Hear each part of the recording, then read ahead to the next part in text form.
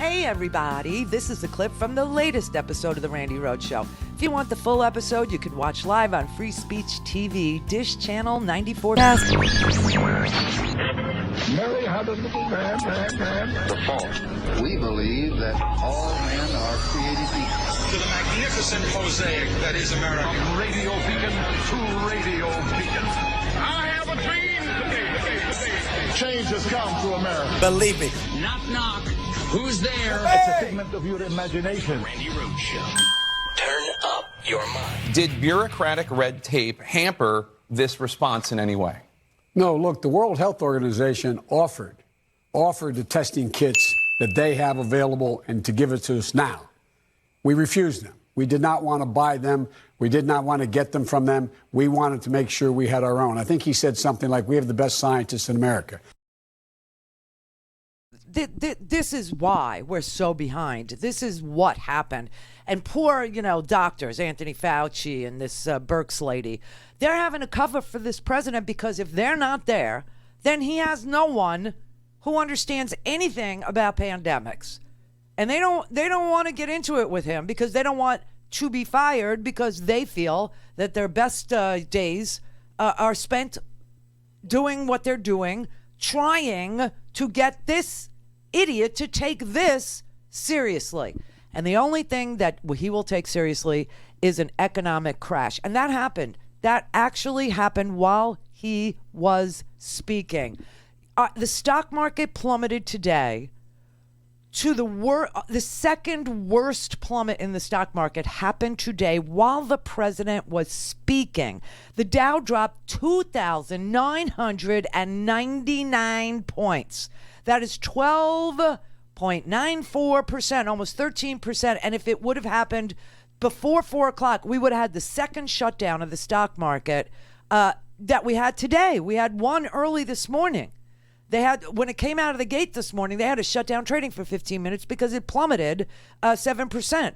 And then the second circuit breaker pull, the second time the circuit breaker shut down the market is if it hits 13%. And then if it hits 20%, a 20% drop, then they stop trading for the whole day. We nearly got to the second circuit breaker today, 12.94.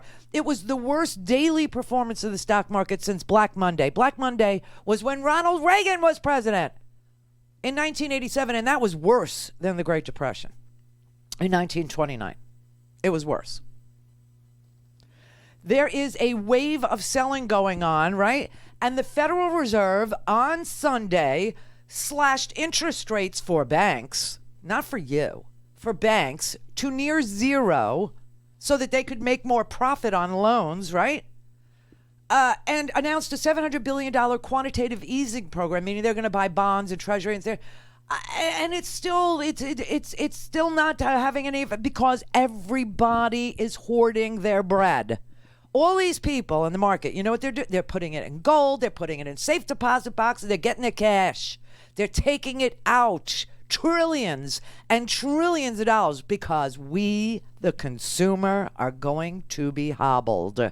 And they know that. They know that. They know we won't be buying things. We won't be supporting the economy. We won't have any paychecks. Did you really think that you were going to be able to survive Donald Trump? Did you? You idiots that voted for him, the 63 million Americans, and the 80% of those who still support him. Did you really think you were going to be able to survive a man with no vision, with no character, with no moral compass, with no ability to make a decent decision on behalf of the American people? A man who's just about every one of his friends is either in prison or awaiting sentencing to go to prison.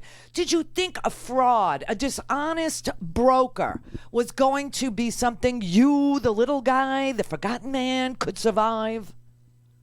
Are you freaking kidding me? In chaos, they can steal. And you're watching people steal.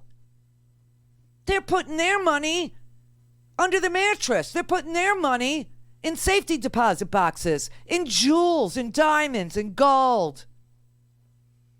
What's wrong with people? What's wrong with you? Why in the world would this man get any support from any working person in this country? We're now having to talk about food assistance programs. We're now having to talk about unemployment insurance extensions. We're now having to talk about paid sick leave, which this country does not offer. What a twisted, ridiculous, unequal, corroded, corrupt system we have. And now it's laid bare. Now it's all exposed. Do you think people are going to stop voting for corporate? No, they'll still do it because it's all they know and it represents security or safety or something known. Sandy in St. Paul.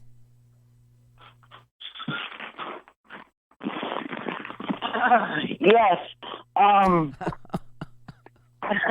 Sorry.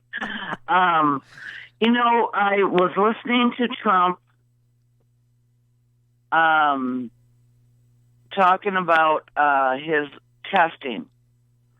The reporter said there's no record of you being tested, and then he backtracked and said, it was late Friday night, and then I don't know when the test came back, and then it was like, it came back 24 hours. Who cares? I don't believe that he was even tested. I don't care. Do you care? I don't care. I don't care about him. I don't care. Well, here he is telling everybody else to behave and do this and that. But he's not telling everybody to get tested because there aren't any tests to use. There are very few tests to use. People aren't being triaged by the severity of their symptoms.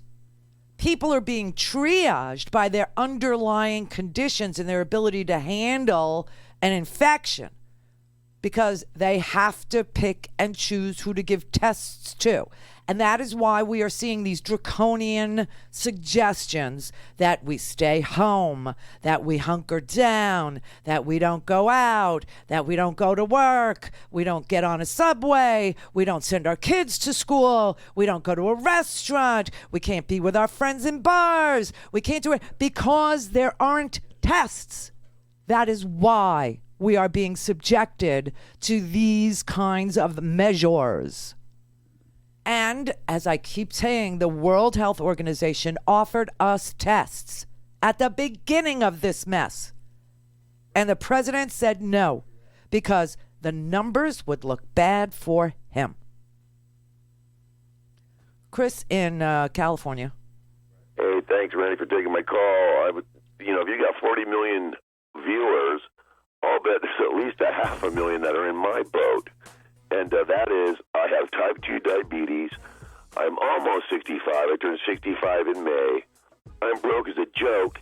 I'm supposed to hunker down, yet get out in public and go get tested somewhere. No one's telling me. Right. I have no credit card. Social Security is my only income. Yep. Like a good boy, I paid all my bills and rent like I do every month, and I'm usually broke around the 10th. And what are people like me supposed to do? Go buy hand sanitizer, go buy this, go buy that. We need a check for the poor people. You're damn right we do. The banks, he's giving and to it the isn't, businesses. listen, it ain't just about poor people, Chris. It's about the middle class. It's about people who can't afford a $400 emergency but work. It's about people who work 2 and 3 jobs. It's about women who are single women, fathers that are single fathers who have to stay home because their kids are out of school. Hey, everybody. This is a clip from the latest episode of The Randi Rhodes Show.